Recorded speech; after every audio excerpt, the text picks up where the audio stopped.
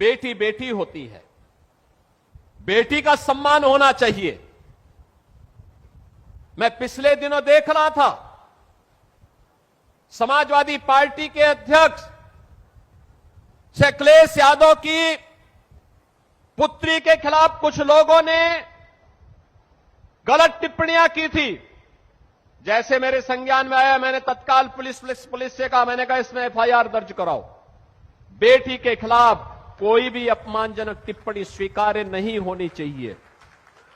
बेटी बेटी होती है और हम तो संस्कार में पले बसे हैं, जहां कहा जाता कि गांव की बेटी सबकी बेटी, गांव की बहन सबकी बहन।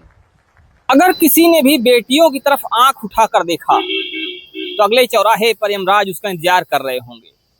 अगर किसी ने भी बेटियों के साथ अभद्रता की तो उसको बख्शा नहीं जाएगा। कुछ ऐसे ही बयान कई बार आ चुके हैं योगी आदित्यनाथ के, और एक बार फिर से योगी आदित्यनाथ ने एक ऐसा ही बयान दिया है, और जिसमें उन्होंने कहा है कि बेटी चाहे राजा की हो चाहे रंग की हो, उसके साथ कोई भी ऐसी अभद्रता स्वीकार नहीं की जाएगी। और इसके लिए उन्होंने कहीं ना कहीं सख्त चेतावनी दी है, सख्त लहजे में लोगों को चेताया है कि बेटियों के खिलाफ कोई भी अभद्रता किसी भी मायने में किसी भी हालत में स्वीकार नहीं होगी। नमस्कार, मैं हूं शिव पांडे और आप देख रहे हैं इस समय की एक बड़ी ही चर्चित खबर। हमारे साथ बात करने के लिए दो वरिष्ठ पत्रकार हैं। हमारे साथ में है सीता तिवारी जी और साथ ही साथ भालचंद्र पांडे जी। हम इनसे जानने की और समझने की कोशिश करेंगे कि योगी जी के इस बयान के क्या मायने हैं। दरअसल हाल ही में उत्तर प्रदेश के पूर्व मुखिया अखिलेश यादव जी की बेटी को लेकर कुछ ऐसी बातें की गई थी जिसने पूरे देश की सियासत में तहलका मचा दिया, जिसके बाद सवाल खड़े होने लगे कि आखिर अगर बेटी पढ़ाओ बेटी बचाओ की बात की जाती है, आखिर अगर बात की जाती है बेटियों के सम्मान और सुरक्षा की, तो एक पूर्व मुख्यमंत्री की बेटी के ऊपर ऐसी टिप्पणी कहां तक जायज है। और उसके बाद ही योगी आदित्यनाथ जी का बयान आता है। अब समझने वाली बात यह है कि योगी आदित्यनाथ जी के इस बयान के क्या मायने हैं और आने वाले समय में क्या कुछ देखा जा सकता है।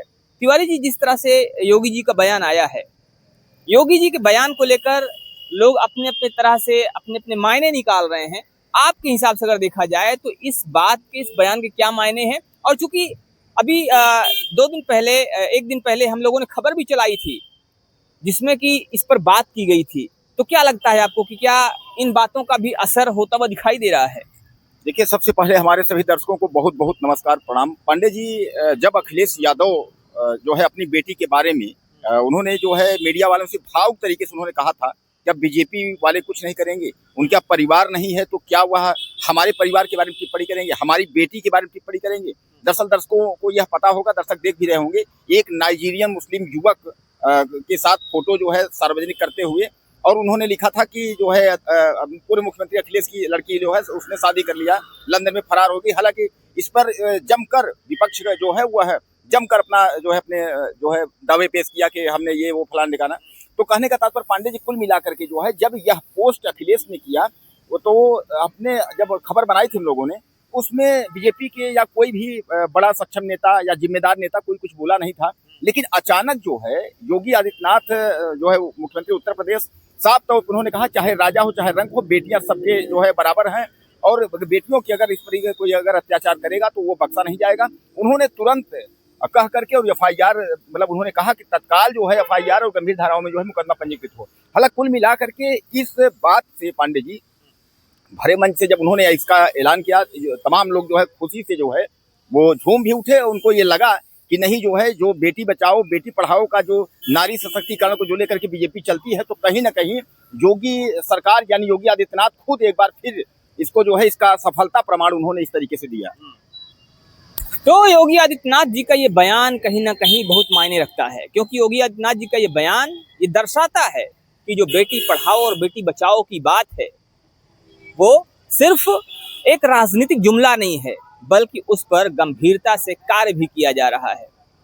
लेकिन अब देखने वाली बात यह होगी कि जो इसके पीछे दोषी हैं उनके साथ क्या कार्रवाई होती है। क्या दोषियों को सख्त सजा होगी या दोषियों को बस यूं ही थोड़ा बहुत छोटी मोटी धाराएं लगाकर छोड़ दिया जाएगा। हमारे साथ में वरिष्ठ पत्रकार भालचंद्र पांडे जी हैं।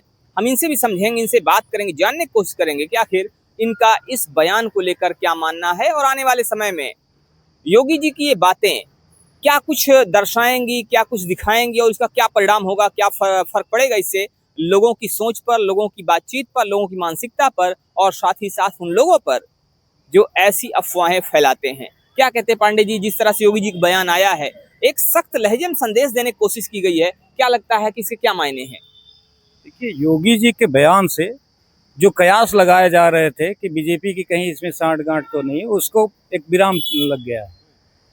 योगी जी ने ये स्टेटमेंट देके एक तरह से जो उनका मोटो है या नारा है कि बेटी बचाओ, बेटी पढ़ाओ, बेटी बचाओ का नारा दिया है, ऐसे नारों को कहीं न कहीं इस तरह से बल दिया है कि जो योगी जी कहते हैं वो करते हैं। ये FIR का आदेश देके उन्होंने एक अपने जो वो नारे हैं उसको पुष्ट किया है। और दूसरी चीज़ ये है कि ऐसे लोग जो इस तरह का कृत्य करते हैं, ऐसे लोग वास्तव में अपने जो जिसको कोई नहीं जानता वो छवि अपनी लोगों में, भले वो नकारात्मक ही हो, प्रचारित करना चाहते हैं, लोग उनको जाने। ऐसे भी कुछ लोग होते हैं जो इस तरह का कृत्य करते हैं, किसी की फोटो एडिट करके किसी के साथ जोड़ देना, ये अपने आप में बहुत घटिया कुकृत्य है। ऐसे लोगों को वास्तव में कड़ी से कड़ी सजा देनी चाहिए। योगी जी ने कहीं ना कहीं उसकी तरफ एक कदम बढ़ाया है, जो FIR, क्योंकि FIR तो पहले भी हो गया होगा, लेकिन एक सूबे का मुखिया अगर इस तरह का कदम उठाता है और खुल के सामने आता है और कहता है और FIR की बात करता है, तो स्वाभाविक है कि कहीं ना कहीं ये ज्यादा बल मिलता है इससे, और आने वाले भविष्य में इस तरह के कृत्यों को हो सकता है कुछ विराम जरूर लगे। तो बात यहाँ पर सूबे की मुखिया की थी। सूबे का पूर्व मुख्यमंत्री अगर अपनी आवाज उठाए तो उसके बड़े मायने होते हैं और इसीलिए ये मामला बड़ा हो गया। अब देखने वाली बात ये होगी कि इसके आने वाले समय में और क्या कुछ परिणाम निकलकर सामने आते हैं।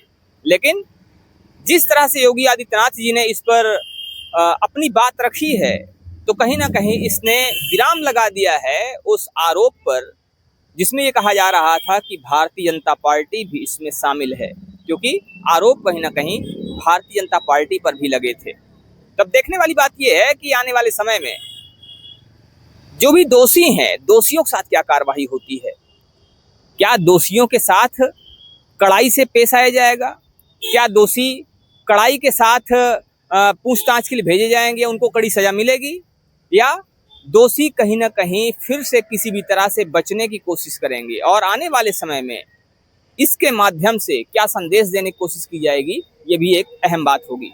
फिलहाल इस पर आपका क्या मानना है, आप भी हमें जरूर बताइए। और साथ ही साथ जो भारतीय जनता पार्टी की बेटी बचाओ बेटी पढ़ाओ की बात है, उसके क्या कुछ मायने हैं और उसका क्या जो चीजें दिखाई दे रही हैं, क्या वास्तव में वो वैसी हैं जैसी कही जाती हैं? इस पर भी आप अपनी राय जरूर दीजिएगा।